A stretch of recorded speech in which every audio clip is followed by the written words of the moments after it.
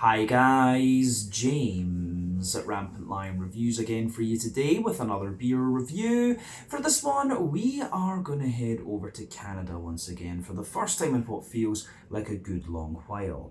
Now, we're going to go to another brewery that I've never tried anything from before. These guys are another relatively new addition to their local beer scene, but they have built up a very strong reputation for themselves despite that short existence. People tell me that they're very good for their New England hazy IPAs and also for their sour beers, and we'll need to explore those styles a little bit more as we go on. And these beers seem to be fairly readily available over here in Hong Kong. They're appearing every so often actually, so I'll keep my eyes peeled for them if this one turns out nicely. But I've heard very good things about this particular beer. It is a style that they're supposed to be very good at, so needless to say, I'm very curious to see how this one's going to turn out. Hopefully it's another good beer, hopefully it makes for an interesting review, and as always, I hope that you guys watching enjoy my take on this one as well. So yeah, for this review then, we are going to head over toward the eastern side of Canada. We are going to go to Quebec, the French-speaking province, and probably the province that I first encountered when it came to Canadian craft beer. I know they've got a very long history with craft beer, relatively speaking.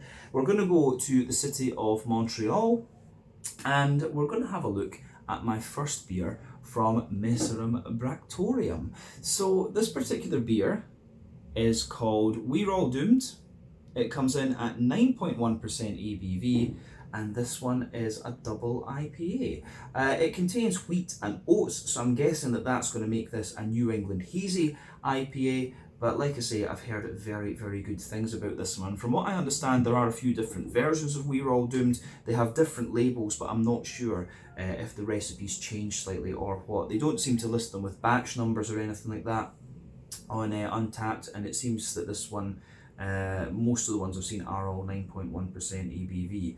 But yeah, this should be a really nice introduction to Messorem Bractorium for our first review, and definitely cool to review some more Canadian beers for you here on the channel. There's quite a few Canadian breweries available here in Hong Kong, a number of Australian things, New Zealand things, and American breweries that I've never encountered before as well. So certainly looking forward to adding more reviews from those places to you on the channel. Big shout out, of course, to the Canadian beer tubers. There's some great guys doing stuff over there. You've got the legendary Lee Russell, who is Generation 1 beer tuber. I think I'm Generation 3 if I'm not mistaken. But yeah, Lee Russell's got a great channel that he's been doing for years. There's newer guys like Redbeard and things like that too. There's a bunch of nice Canadian guys over there. I can't think of all the channel names just now, but I would know them if I saw their faces. But yeah, go and check out some of the Canadian beer tubers and you'll see them reviewing these things a little bit more regularly than me. But yeah, let's crack on with this one then and see how we get on. The We're All Doomed, a 9.1% New England Hazy, Imperial Double, whatever you want to call it, IPA from Messorem Bractorium in Montreal, Quebec, Canada. And I will apologise in advance for any bad French pronunciations during this video. It's been a long time since I did French at school. But yeah, as always with my reviews, I'll tell you a little bit about the brewery before we taste the beer. If you want to get straight to the tasting though, just fast forward. All the usual links can be found in the video description below. That's the brewery website, the link to my other reviews that hopefully I can do in the future from Messorem Bractorium. This is the very first time I'm trying one of their beers, as I mentioned, but there's all the usual social media down there. If you want to see more reviews, do please consider subscribing to the channel. The support that you give is massively appreciated. And remember, you can go into the channel homepage and search for beer using the geography tagging system. So just go in there, use the little search bar, put in your hometown, state, county, whatever you like.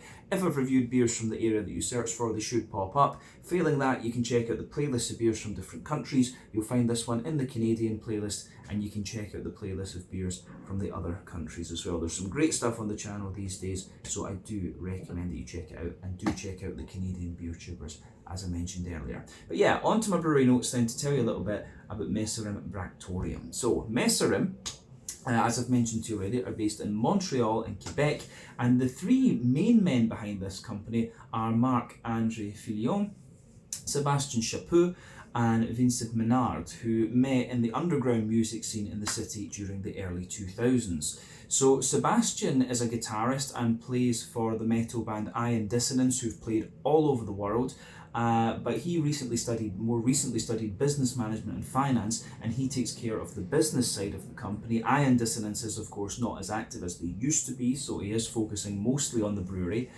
Vincent was the drummer for another metal band called Last Felony, and he was an avid home brewer for years before he actually went to study brewing formally, and then he interned at Oval Brewing and Pit Caribou before going to work for Les Trois Mousquetaires, the Three Musketeers, for 2 years, and he now takes care of the brewing side of the business.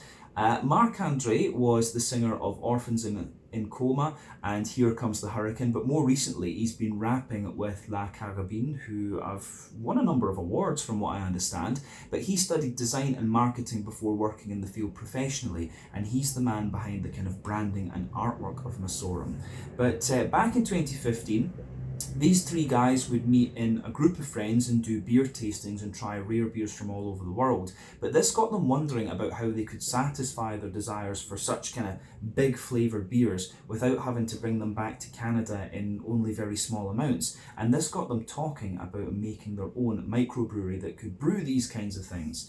But Marc-Andre's father, Christian, was really impressed with the group's tenacity at getting this project off the ground. And so he spoke to his friend Francois Garot, who helped find the company's current home on Lachine Canal on Pitt Street. But Christian had worked in the pharma industry for a number of years doing, looking at inventories and stuff like this. And Francois had been a professor of mathematics and also worked in real estate on the side. But the two men actually joined the company and they're still active in it today. But the name that they chose for this project is Messorem Bractorium. And this is taken from Latin and translates into English as the Brewery of the Reaper. And you'll see the Reaper on the brewery artwork, which I'll show you in just a little minute. But the brewery opened its doors to the public in August of 2019. They've got a tap room on site and a terrace with a capacity for, a restaurant and terrace with capacity for 250 people. And they collaborate with Mitch Daly, who run the kitchen and serve all sorts of dishes. But over the years, the brewery have become really well known for their IPAs and sour beers. And as of February 2024, when I'm filming this review for you, these guys have produced 505 different kinds of beer according to Untappd. And like I say, they're probably best known for New England hazy IPAs and also their kind of fruity sour beers. Actually, there's a few kind of more spontaneous fermentation ones in there as well from what I saw, and there are a few other styles that they're starting to play with too. But these guys have built their reputation on the back of these New England hazy IPAs, and they're one of the kind of really hype breweries in Canada at the moment from what I understand, which is why they've made their way over here, or how they've made their way over here to Hong Kong.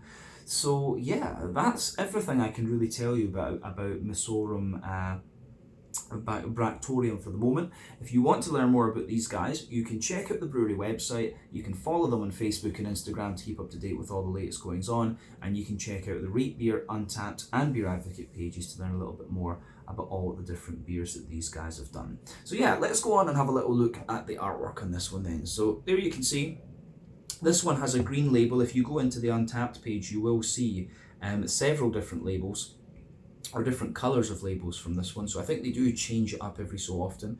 There you can see We're All Doomed as the kind of peace sign getting sort of melted away by the looks of it. Plain silver top on the can. This one is 473 millilitres, which is 1 American pint, of course. It comes in at 9.1% ABV. This, a New England Hazy Imperial Double, if you want to call it IPA. 9.1% ABV is getting toward the heavier end of what I would consider a double IPA. Once you reach 10%, that is, of course, you into triple territory. But as I say, the brewery's nickname is the Brewery of the Reaper, and there you can see him chilling there on the back, looking a little bit magical. But yeah, the hops in this beer are Citra, Sabro, Ella and Cashmere Cryo. We know all of these hops fairly well. Citra, Sabro and Cashmere are all American hops. They all give you roughly 14% alpha acid. But Citra is going to give you kind of big juicy mango flavours, a little bit of a more kind of soft tropical note as well in a New England IPA. Sabro is going to give you that big sort of mandarin note with the kind of coconutty character underneath it. Cashmere gives you this really quite potent melon and lime character. You have to be very careful when you use cashmere because it can dominate a beer in my experience. And Ella is the sole Australian hop in this one. That comes in with about 14-15% alpha acid. It's a half sister of Galaxy, and it gives you a lot of kind of grapefruity character as well, from what I remember. But yeah, this should be quite interesting. I've not had Ella in quite a wee while, and nor have I had Cashmere for a little while, but Citra and Sabro are of course really popular. But yeah, the We're All Doomed, 9.1% New England Hazy Imperial Double IPA from Messorem, I'm calling it wrong, Messorem Bractorium in Quebec, Canada, Montreal. So let's get this guy out into the glass and see how we go. Yeah, let's do this. I'm looking forward to trying this one, actually, so there we go. I think that's a good amount. We've probably got about 75-80% of that in the glass for the moment. Let's just line the can up again so that my OCD is happy. But yeah, anyway, as you can see, this beer is poured pretty much as you would expect from a New England hazy, whatever you want to call it, IPA of any description. So you can see that the beer poured with about a half finger of a frothy, I would say perfect white head. That is starting to fade away to just be a more kind of thin foamy layer now. You've got that thicker ring just around the edge of the glass. If I bring it forward, you can see that there are some nice kind of bumpy bubbles, bigger bubbles sitting on the surface, and it gets a little bit foamier the further up that you go. But then, yeah, the colour of this one is really quite nice. It reminds me of like a sort of mixed mango juice.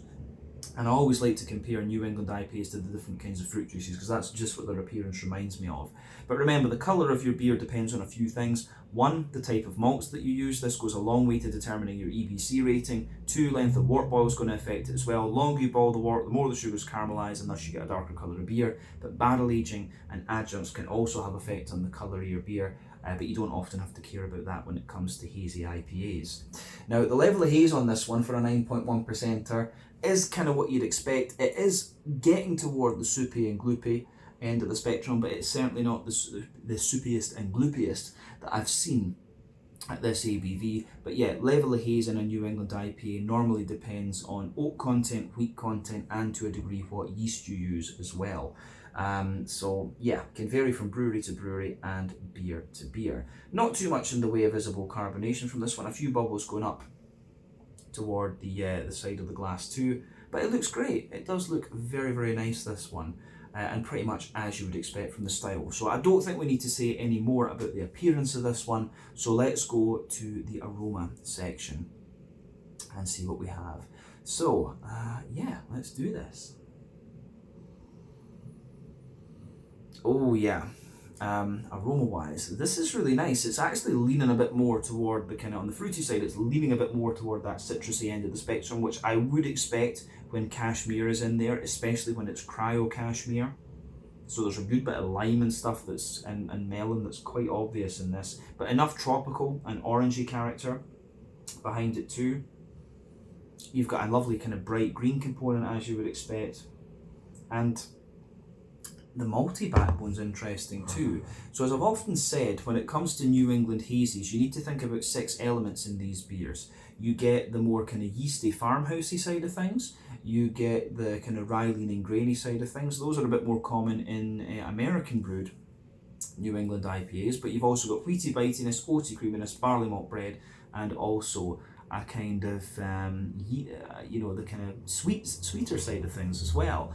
And it just depends on the individual brewery and what recipe they use. Now, to me, this one comes across as being a little bit more wheaty and oaty and barley malt leaning, so it comes across as a little bit more kind of almost European in that sense. I always found the American, the New England IPAs were a bit more kind of yeasty and things, whereas the European variants of the style use a bit more wheat and oat and stuff like this. But you have to remember, American oats are a little bit, I would say, drier than European oats. European oats are a bit more dry than American oats, whereas American wheat. North American wheat is a bit smoother than European wheat, which is a bit drier and more bitey. So this is a kind of interesting thing too. I've discovered this when I was in the US over the summer. So for me, on the nose, I would guess that this beer has a bit more of a wheaty, bitey kind of sense to it. And it comes across with a good bit of oaty creaminess as well. But yeah, quite a bit of, there's not too much in the way of sweetness in this one, but there is a little bit there. But let's break the aroma down and describe it for you a wee bit more in depth. So the backbone of the beer, you've got this lovely kind of fresh white bready bread crust coming out of this one. That is absolutely the backbone of the beer. But then you also get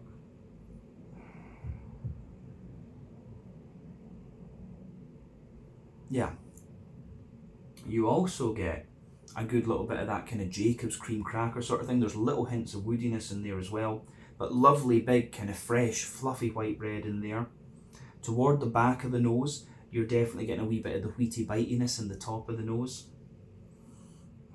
But then you can smell the oats in this one. As I've often said, oats are a good indicator of how fresh your New England IPA is. Essentially, the fresher the beer is, the creamier they'll smell. The older the beer is, the drier they'll smell. You can still smell a lot of creaminess out of this beer, but they are getting a little touch drier. And this beer, I know, I think I've had this one about 6 weeks because I was away travelling and things like that. So I'm not drinking this in its prime condition, but it should still be pretty damn good.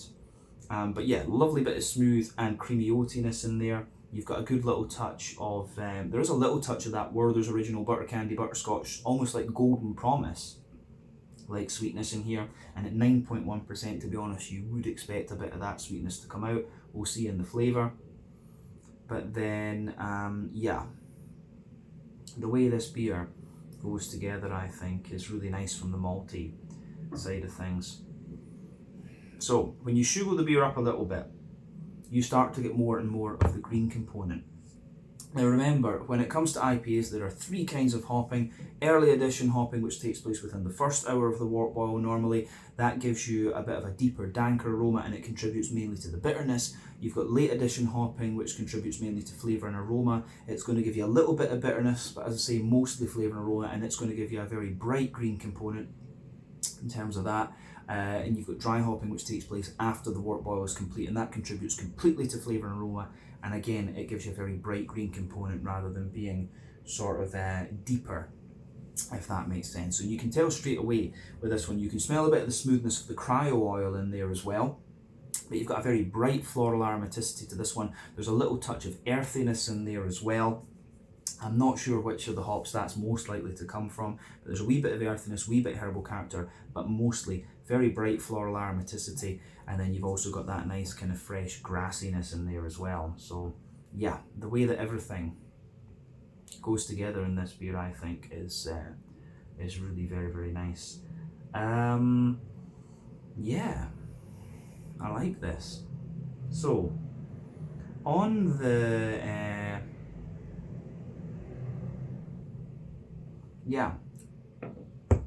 on the fruity side of things then, to round off the aroma, you definitely have that big juicy mango note in there from the citra. There's a good bit of passion fruit as well. You can smell a little bit of the stronger grapefruit, which is coming from the Ella, and the Ella's really giving you some of the oily character, I think, in the fruity side of this beer. So yeah, that stronger grapefruit's there, especially if you take in the nose a little bit more deeply. But yeah, passion fruit, mango, apricot, little bit of pineapple as well. I'm definitely getting a bit of that kind of coconutty thing from the Sabro, and you can smell the melon and the lime from the cashmere as well. As I say, it's been a while since I've had either cashmere or Ella, but the Sabro, the Sabro and the citrus stick out to me a little bit more because of that. But certainly that intense limey, melony character from the cryo cashmere is coming out. So yeah, I really do like how that pieces together in this particular beer. Yeah, I like how that goes together in this one. The aroma of this beer is very, very nice, and it's really quite inviting. So yeah, as I always say, take a bit of time to enjoy the aroma of your beers before you get stuck into them, but I think it is about time. that we have a go with this one and see what it's all about. So yeah, this is the We're All Doomed, a 9.1% New England Hazy Imperial Double, whatever you want to call it, IPA from Messorem Bractorium in Montreal, Quebec, Canada. Let's try this. Slàinte, skål, cheers, santé.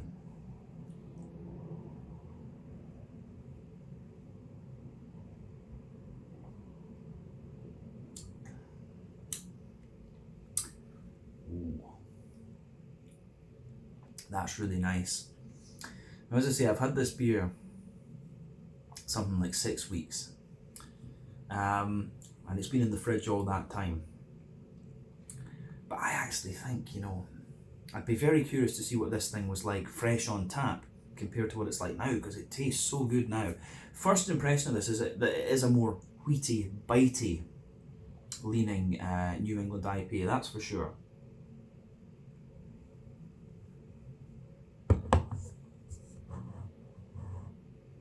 And yeah, the way that this one leans is absolutely more along the lines, it's absolutely more along the lines of a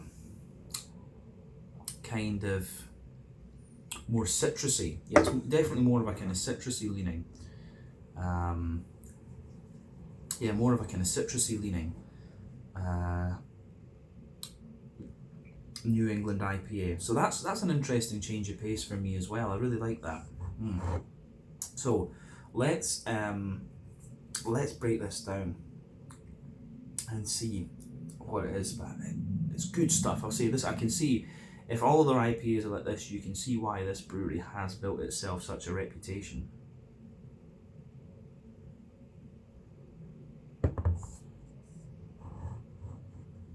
So yeah, let's start then in the middle third of the palate. So middle third of the palate, you've got that lovely kind of fresh white bready backbone in there. If you move further forward on that middle third of your palate, you get a little bit of a kind of woody character. You get a little bit of woody character coming out of it, which is really, really nice. The way that goes together is lovely. So yeah, love a little touch of woody character in there. You have a layer on top of that bread crust. There's definitely a layer of cracker. The beer really has a little bit of that dryness to it, which I think is great.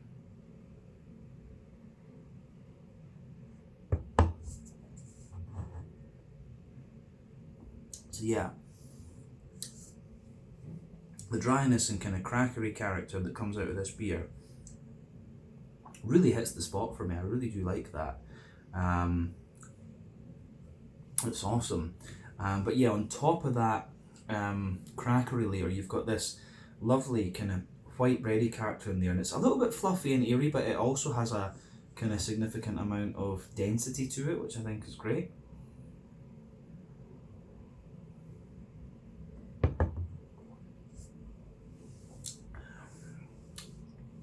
So yeah, the way that all of that pieces together, I think, is really, really nice.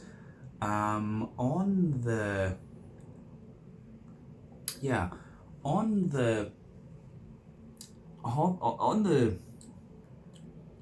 malty side of things, then above that softer white bready barley malt layer, you can feel the more dense wheat there, and the wheat that's in this one really does have a little bit more bitiness to it. It is almost like a kind of European wheat in that sense.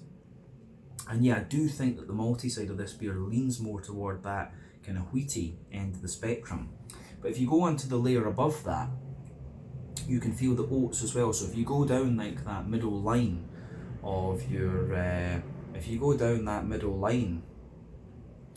tongue, you get a more dense and kind of creamy oaty character. But as you move out toward the edges,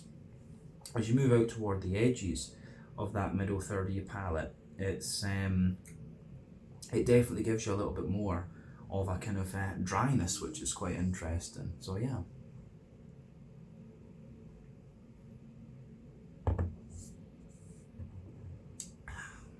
But I will say, the bitiness of the wheat kind of mellows out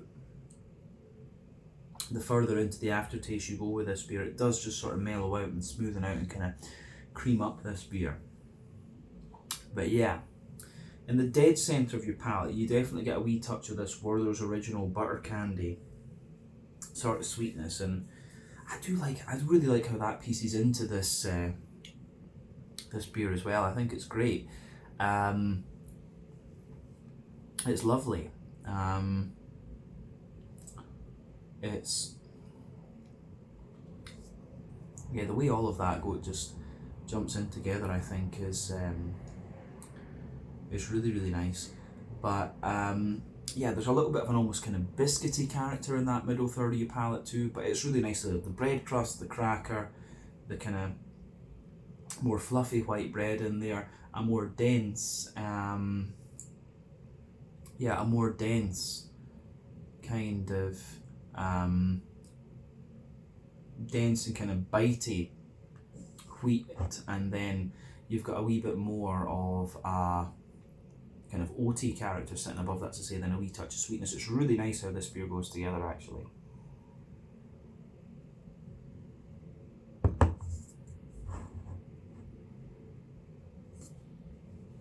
So yeah, I like that about this one. Yeah, it's good stuff. I think that's everything we need to say about the middle third of the palate. Then let's go to the back third of the palate. As I've often said, the back third of your palate will give you similar flavours to the middle third, but just at different intensities. So the border region between that middle and back third of your palate, you do get that kind of more soft white barley malt bread in the base, then a more dense wheaty white bread character sitting above that. The base of that back third of your palate is a little bit more along the lines of, it's just a little bit bitier. So yeah, you can feel that bread crusty character in there, just a little bit drier. Above that, you get the cracker, which again is a little bit drier, but then you've got that fluffy white bready barley malt layer, which feels a lot taller and a lot lighter and more airy. And then, pardon me, you can feel the wheaty bitey character just creeping over the top of it, and it has a lot more bite on that back third of the palate. Then the yeasty character just sits on top of that, which is nice.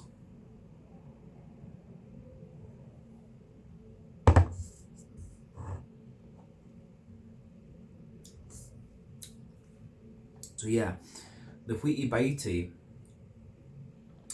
note in this one kind of lingers there into the aftertaste, but the yeasty side of the beer is interesting. So you can feel in the yeasty side of things, you've got a really big, dense kind of sweet bready character in there, and it's got a lighter, more farmhousey type bread around it. And then you've also got a little bit of like a kind of crusty character there, and as I say, that sits on top of everything else on that back third of the palate. Definitely, back third of the palate, you can feel the flavour is taller.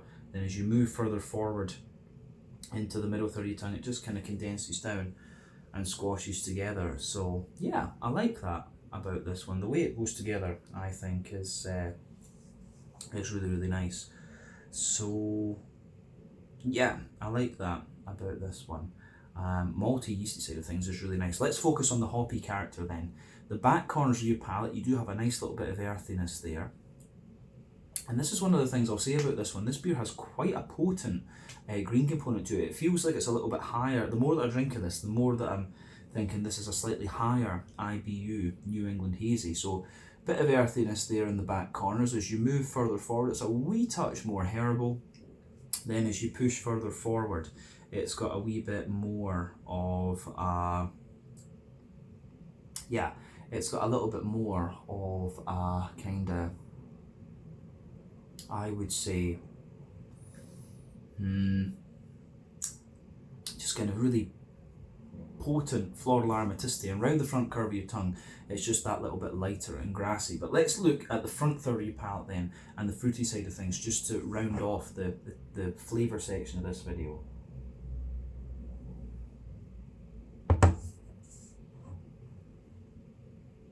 So yeah, for me, the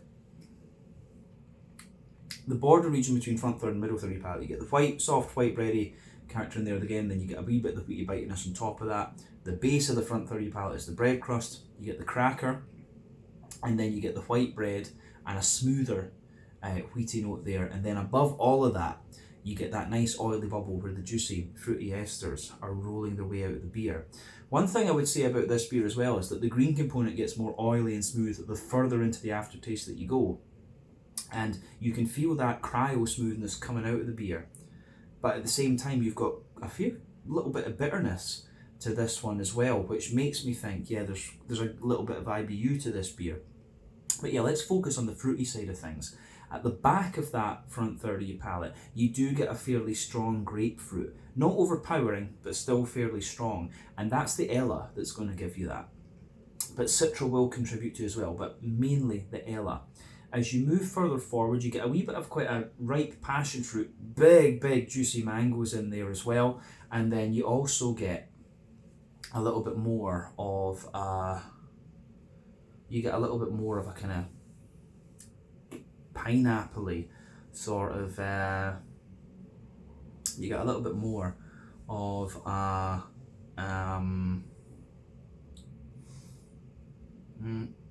you get a little bit of a kind of almost pineapple-y character coming out of it too. But then yeah, as you go into the front half of that front third of your palate, there's a distinct transition from being more tropical to being like really citrusy.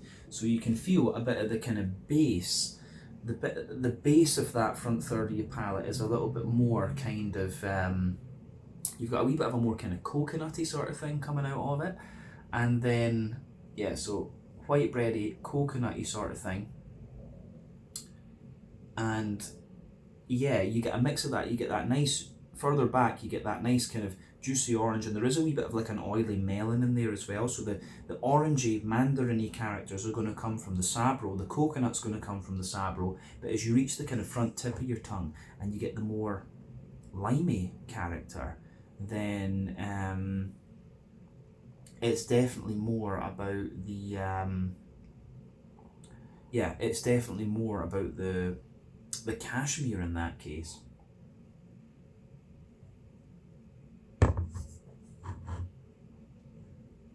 And yeah, when you take the beer in, when you're talking about impact flavour, the fruity side of this one is definitely more leaning toward the cashmere. And that kind of makes sense when it's the cryo hop as well, that it dominates.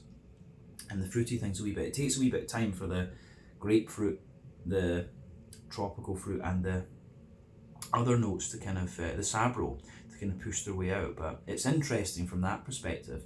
But all in all, really nice beer, this one. Certainly wouldn't hesitate to drink it again, but I'd like to try some different ones to just see, is this a more wheaty leaning brewery, or do they do different things with their malt bases?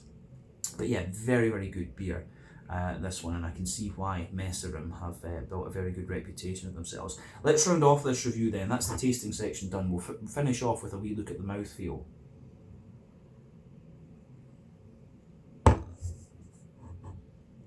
Mouthfeel wise, this one for me, full bodied, kind of mid range, bottom end of full bodied. Carbonation is very smooth. The beer has a degree of creaminess to it as well, but it's also got a wee bit of smoothness and a bit of bitiness. I think the bitiness of the wheat stops it from being really fully creamy, and the bitterness that it has too makes it feel a little bit lighter. So yeah, it's quite an interesting New England from that perspective. So for me, IBU wise, I wouldn't be surprised if this beer is like 70, maybe even 80 IBUs, something like that. I don't think it's, like a 90, 100 IBU beast, but it feels like it's got about 70 or 80 IBUs. Does it say? No, it doesn't. But yeah, 70 or 80 IBUs would not surprise me with this one. I'll say that and I'll be wrong. But yeah, it does feel, usually when you do the double IPAs and the triples and stuff like that, you put a bit more bitterness in them just to kind of balance the beer out a bit more. But the wheaty bitiness in this one might play a role in promoting that bitterness. But yeah, the malt base has a bit of dryness underneath, smoothness in the middle, wee touch of sweetness on top, not too much. And into the aftertaste, you've got some lovely fruity characters. And yeah, the it is more citrusy leaning, I think, overall, but yeah, you get a bit of tropical and oily fruity character out of it too. But all in all, lovely New England double IPA. This one feels a little bit more boozy as well, I would say, compared to others I've had. But yeah, a very good first impression of Messorem Bractorium. So yeah, I think we can leave it at that. This was the We're All Doomed, a 9.1% New England Hazy Imperial Double, whatever you want to call it, IPA from Messorem Bractorium in Montreal, Quebec, Canada. So yeah, once again, thank you for watching my beer reviews. Until the next time, please like, subscribe, share, all the usual YouTube stuff. Let me know your own thoughts on this beer in the comment section below. Let me know what your favourite beers are from Messorem Bractorium as well, and we will see about returning to these guys again at some point in the near future, because their beers do appear every so often here in Hong Kong, and I'll see about trying maybe a different style or a one of their smaller IPAs or something like that next time. But thank you for watching. Check out my social media, check out their social media, check out my Canadian beer tubing colleagues, and I'll see you guys again in another review very, very shortly. Slàinte, skål, cheers, and santé.